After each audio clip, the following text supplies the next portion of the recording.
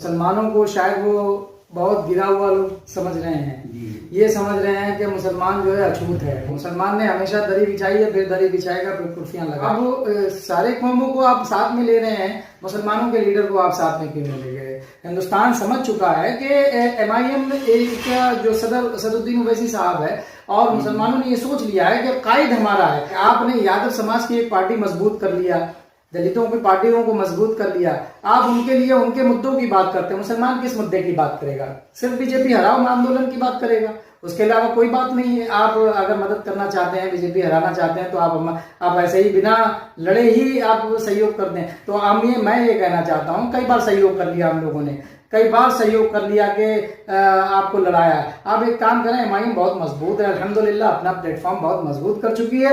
आप एक काम करें ना, MIM के साथ लड़ें, ओवैसी साहब को लड़वाएं, उनकी सीटों को जितवाएं। आपने चुनाव लड़ लिया, इस बार लड़वा के देख लें MIM को, तो पूरा हिंदुस्तान का मुसलमान हमेशा जैसा दरी बिछा रहा था वैसे हमेशा दरी बिछाएगा, तुम्हारे साथ रहेगा। दुनिया देख रही है ना कि देशभक्त कौन है, कौन हिंदुस्तान से मोहब्बत करता है, कौन इस मिट्टी से मोहब्बत करता है, कौन इस वतन के लिए बोलता है, कौन दूसरों के खिलाफ आवाज ललकारता है।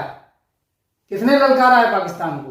तेजस्वी यादव ने ललकारा है, लालू जी ने ये ललकारा है। मैं ये दावा करता हूँ, कोई भी नेता वहां का, बिहार का, बड़े से बड़ा, चाहे मुख्यमंत्री रह चुका हो, ओवैसी साहब की सभा लगवा लो, उनकी सभा लगवा लो, उनसे ज्यादा अगर भीड़ कोई ना आ जाए, और वो तो गाड़ियां लगवा के भेजेंगे कि भाई गाड़ी भेज रहे हैं फलानी जगह और आइए आप यहाँ पे, हमारे यहाँ प्रोग्राम है। असद साहब की जो प्रोग्राम होगा, जहां पे प्रोग्राम होगा, अल्हम्दुलिल्लाह वहां पे उनकी मोहब्बत में हिंदू, मुस्लिम, सिख, ईसाई, दलित, पिछड़ा, हर वर्ग उनके साथ में आता है, खड़ा होता है, उनको देखता है, उनकी बातें सुनता है। क्यों? दावा करता हूं कि वो अपनी एक सभा करके दिखा लें और ओवैसी साहब की एक सभा करके दिखा लें, सिंगल।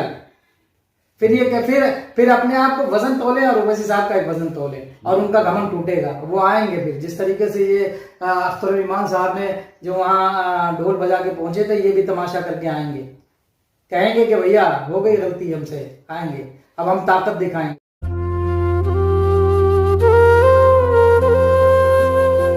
नमस्कार, मैं इरशाद अली और आप देख रहे हैं UP 76 न्यूज, खबर हमारी दुनिया तक। दोस्तों, जैसा कि आप जानते हैं कि बिहार में जल्द ही चुनाव की जो है, चुनाव का नोटिफिकेशन आने वाला है, वहाँ चुनाव की जो है तारीखें घोषित होने वाली हैं। लेकिन उन चुनावों को लेकर जिस तरीके से जो चर्चाएं चल रही हैं, जिस तरीके से जो खबरें आ रही हैं कि सबसे ज़्यादा चर्चाओं में AIMIM पार्टी है, और AIMIM पार्टी ने लगातार जो है महागठबंधन से कोशिश करी है। पहले चिट्ठी लिखी थी महागठबंधन में शामिल होने के लिए। उसके अलावा लालू प्रसाद यादव के घर पर जो वहाँ के प्रभारी हैं बिहार के, वो भी वहाँ पर पहुँचे थे, ढोल नगाड़ों के साथ पहुँचे थे। लेकिन वहाँ पर किसी भी तरीके से, इस तरीके से अभी कोई जवाब नहीं आया है कि AIMIM को महागठबंधन जो है अपने साथ चुनाव लड़ने के लिए शामिल करेगा या क्या करेगा। खैर, खबरें तो बहुत सारी हैं और आज हमारे साथ मौजूद हैं AIMIM के एक वरिष्ठ नेता हैं हाफिज तालिब साहब। तो आज उन्हीं से थोड़ा सा बिहार चुनाव को लेकर चर्चा करते हैं। तो हाफिज तालिब साहब, सबसे पहले तो आपका बहुत बहुत शुक्रिया जो UP 76 न्यूज को आपने टाइम दिया। बहुत शुक्रिया भाई। जरा थोड़ा ये बताइए कि महागठबंधन AIMIM को आखिर क्यों अपने साथ शामिल नहीं करना चाहता है? देखिए, ये तो पूरा हिंदुस्तान देख रहा है, मैं क्या बताऊं, पूरा हिंदुस्तान ये बात समझ रहा है कि क्यों नहीं शामिल करना चाहती। मुद्दे तो बहुत सारे हैं। वजह ये भी है कि एक मुसलमानों को शायद वो बहुत गिरा हुआ लोग समझ रहे हैं। ये समझ रहे हैं कि मुसलमान जो है अछूत है। वो ये समझ रहे हैं कि हम मुसलमान असदुद्दीन ओवैसी साहब को अगर गठबंधन में नहीं भी लेते हैं तो मुसलमान हमारा सहयोग करेगा। मुसलमान ने हमेशा दरी बिछाई है, फिर दरी बिछाएगा, फिर कुर्सियां लगाएगा। वो ये चाहते हैं कि हम हिस्सेदारी की लड़ाई इन्हें नहीं देंगे। अगर हमने हिस्सेदारी में इन्हें डाल दिया तो पूरा हिंदुस्तान लब्बैक कहेगा और रोड पे ये कहेंगे कि नहीं, हम हिस्सेदारी में हैं। ये अपने हक की बात नहीं करेंगे। फिर अभी क्या है, सिर्फ ये बीजेपी डराव आंदोलन करते हैं और जिससे डराव करके अपना वोट बैंकिंग मुसलमानों का लेते हैं। बाकी किसी कौम को नहीं डराते हैं। आप ये समझें कि अगर ठीक है, बीजेपी को हम भी हराना चाहते हैं, मेरे सदर साहब भी हराना चाहते हैं कि बीजेपी हारे, और जो मुखालिफ है इनकी बातों से बीजेपी की, तो वो हर कोई चाहता है कि बीजेपी हारे। मगर आप ये देखें कि वो क्या कर रहे हैं। आप सारे कौमों को आप साथ में ले रहे हैं, मुसलमानों के लीडर को आप साथ में क्यों नहीं ले गए? हिंदुस्तान समझ चुका है कि MIM का जो सदरुद्दीन ओवैसी साहब है और मुसलमानों ने ये सोच लिया है कि कायद हमारा है। जब रोड शो कर रहे हैं, आप ये देखें कि रोड पे लोग निकल रहे हैं, हमारे बिहार के जो सदर हैं अख्तर अली ईमान साहब, उन्होंने रोड पे निकल करके डबला बजा करके उन्हें उनके गेट के ऊपर जा करके ये कहा कि भाई आप हमें हिस्सेदारी में लो। बाद में रोना नहीं रोना, बाद में आंसू नहीं बहाना कि हाय ये क्या हो गया, ये क्या तमाशा हो गया। नहीं, लेकिन आरजेडी और कांग्रेस तो जो है ये आरोप लगाती है कि AIMIM जो है वो वोट काटती है हमारा और भाजपा की बी टीम है। अरे आप ये समझें कि बी टीम क्यों है भाई? हम क्या कर रहे हैं? गलत कर रहे हैं। लड़ने का अधिकार नहीं है हमें। MIM को या मुसलमानों का हक नहीं है कि अपनी पार्टी को मजबूत करे? कि आपने यादव समाज की एक पार्टी मजबूत कर लिया, दलितों की पार्टियों को मजबूत कर लिया, आप उनके लिए उनके मुद्दों की बात करते हैं। मुसलमान किस मुद्दे की बात करेगा? सिर्फ बीजेपी हराओ आंदोलन की बात करेगा, उसके अलावा कोई बात नहीं है। आप हमारे हक की बात क्यों नहीं करेंगे?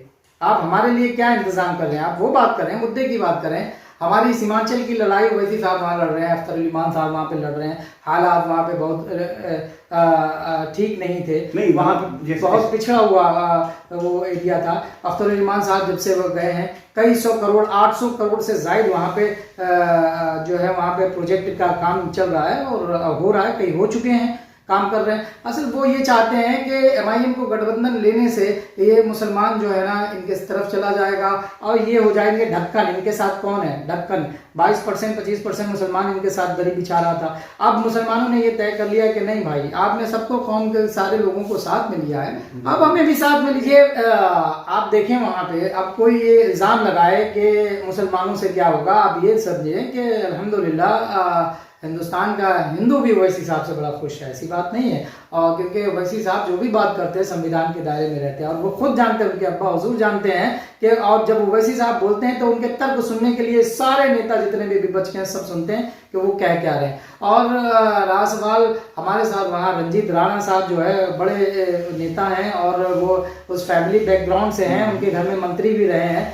उनके घर में MLA भी रहे हैं रंजीत राणा जी के। तो वो चुनाव लड़ रहे हैं। रंजीत राणा जी पंडित हैं, हिंदू हैं, हिंदू समाज से आते हैं। उन्होंने ओवैसी साहब की सच्चाई देखी, उनकी हक्कानियत देखी, उनका इंसाफ देखा कि ये हक और सच्चाई की लड़ाई लड़ रहे हैं, तब तो आए हैं ना MIM के साथ। नहीं, तो आरजेडी की तरफ से ये कहा गया है कि अगर आप मान लीजिए कि भाजपा को हराना चाहते हैं और सेकुलरिज्म की तरफ आते हैं तो आप बिना चुनाव लड़े जो है मदद ना करें। बहुत अच्छी बात, क्या बात है, क्या बात कह दिया कि जो है मतलब चुनाव ही लड़ना बंद कर दे MIM।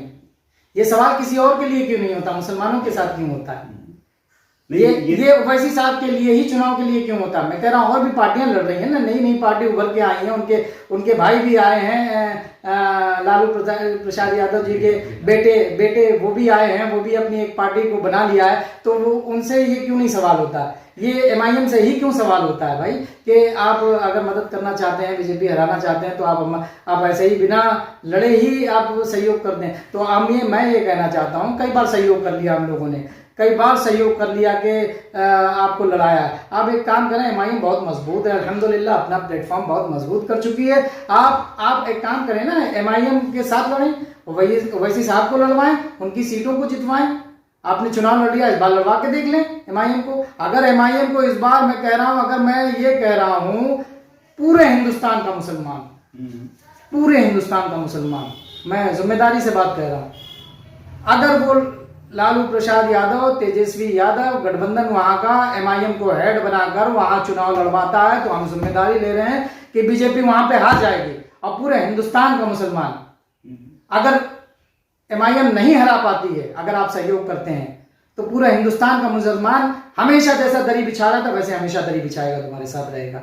नहीं, अगर आरजेडी है, कांग्रेस है, यानी ये पूरा महागठबंधन जो है, हाँ, उसकी जो सेकुलरिज्म की जो विचारधारा है, हाँ, मानना है उनका कि आपकी सेकुलरिज्म की विचारधारा और उनकी सेकुलरिज्म की विचारधारा आपस में मेल नहीं खाती। आप एक तरफा बात करते हैं मुसलमान। देखिए, ये तो इल्जाम है, वो हमेशा लगता रहा है और लगता रहेगा। कोई भी पार्टी जब उभरती है तो इल्जाम लगाने का काम है उनका, इल्जाम लगाना है कि मैच नहीं करते हैं। हमसे ज्यादा देशभक्त अगर कोई दिखाना हो ना तो हिंदुस्तान में, पूरे हिंदुस्तान नहीं पूरी दुनिया में सवाल कह लो कि इससे बड़ा देशभक्त अगर कोई है, तुम इतने देशभक्ति हो ना, तो तुम्हारा पूरे दुनिया में नाम क्यों नहीं आया? असदुद्दीन ओवैसी साहब का क्यों नाम आया? तुम्हें क्यों गालियां नहीं मिली पाकिस्तान में, और असदुद्दीन ओवैसी साहब को गालियां क्यों मिली पाकिस्तान में? दुनिया देख रही है ना कि देशभक्त कौन है, कौन हिंदुस्तान से मोहब्बत करता है, कौन इस मिट्टी से मोहब्बत करता है, कौन इस वतन के लिए बोलता है, कौन दूसरों के खिलाफ आवाज ललकारता है। किसने ललकारा है पाकिस्तान को?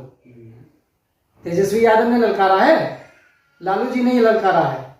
नहीं, थोड़ा सा असल में ऐसा है कि ऐसा लगता है कि आपको ऐसा नहीं लगता कि ये आपकी जो मजलिस है AIMIM है वो एक अलग, बिल्कुल अलग राह चलती है?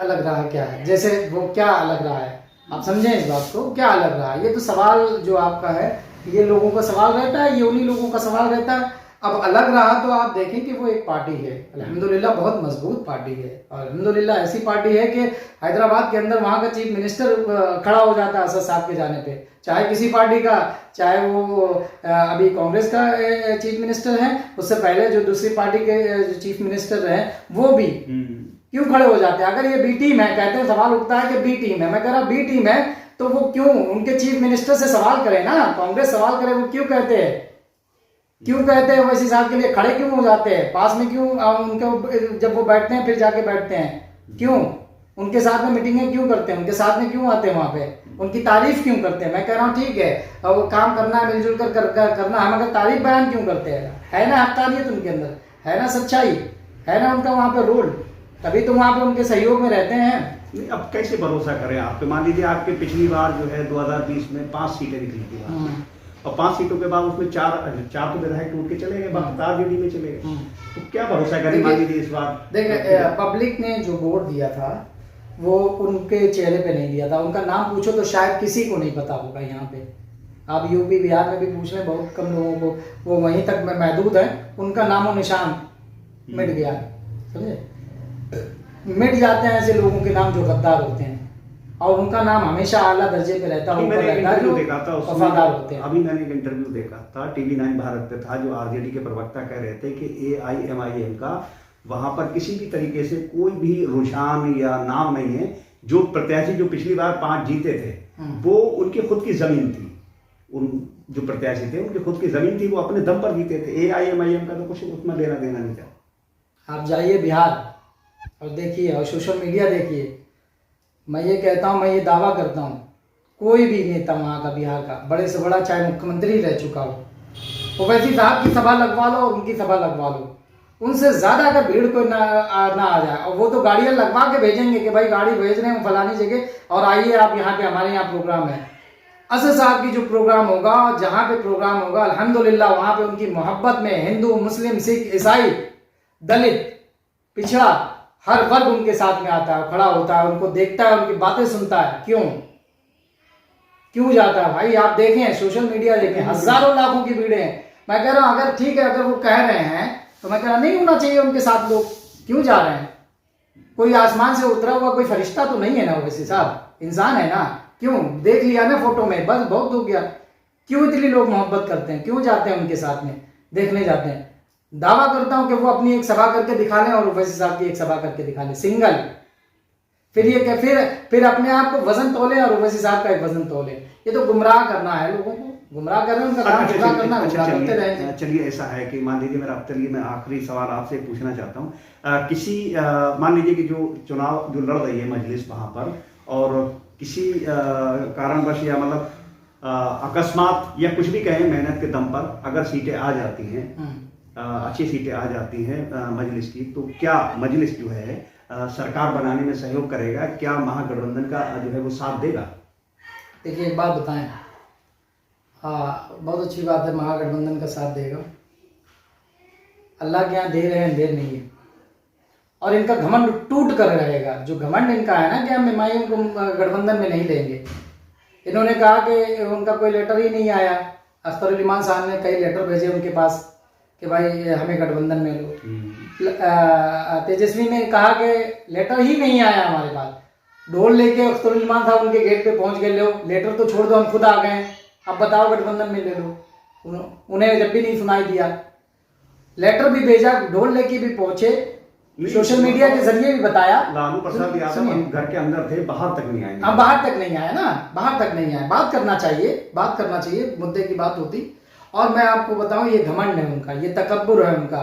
और इस बार बिहार का मुसलमान इंशाअल्लाह, पिछड़ा, दलित, मुसलमान, आदिवासी और जो लोग ओवैसी साहब का सहयोग करना चाहते हैं, काफ़ी हिंदू तादाद में मुसलमानों के साथ मिलकर और रंजीत राणा साहब को जिताने की कोशिश कर रहे हैं। और भी हिंदू वहाँ खड़े हैं, कैंडिडेट हैं, इंशाल्लाह उन्हें मुसलमान और हिंदू दलित सारे लोग मिलकर कोशिश कर रहे हैं उन्हें जिताने की। और इनका घमंड चूर चूर होगा जब होगा कि ये आएंगे MIM के पास कि हमें आपकी सपोर्ट की जरूरत है। मतलब तो आएगा, MIM अब अपने बल पे चुनाव लड़के दिखाएगी इंशाल्लाह बिहार के अंदर। मतलब आपका कहने का मकसद ये है कि चुनाव होने के बाद जो है आपकी पार्टी जो है वो वहां पर जो है किंग मेकर बनेगी। बिल्कुल बनेगी इंशाल्लाह, और उनका घमंड टूटेगा। वो आएंगे फिर, जिस तरीके से ये अख्तरुल ईमान साहब ने जो वहाँ ढोल बजा के पहुंचे थे, ये भी तमाशा करके आएंगे, कहेंगे कि भैया हो गई गलती हमसे,